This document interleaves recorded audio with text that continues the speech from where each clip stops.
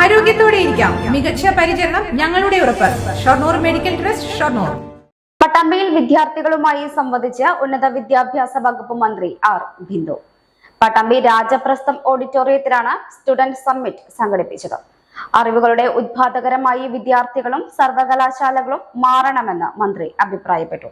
സംസ്ഥാനം ഇതപര്യന്തം ആർജിച്ചിട്ടുള്ള വൈജ്ഞാനിക മൂലധനത്തിന്റെ അടിത്തറയിൽ നിന്നുകൊണ്ട് പുതിയ കാര്യങ്ങൾ കണ്ടെത്തുന്നതിനും അത് ജനോപകാരപ്രദമായ വിധത്തിൽ വിനിയോഗിക്കുന്നതിനുമൊക്കെ സർവകലാശാലകളും കലാലയങ്ങളും വിദ്യാർത്ഥി സമൂഹവുമെല്ലാം പ്രത്യേകമായ അറിവുകളുടെ ഉത്പാദകരായി മാറണമെന്നുള്ളതാണ് ഒരു നവവൈജ്ഞാനിക സമൂഹം എന്ന ആശയത്തിന്റെ കേന്ദ്രത്തിലുള്ളത്.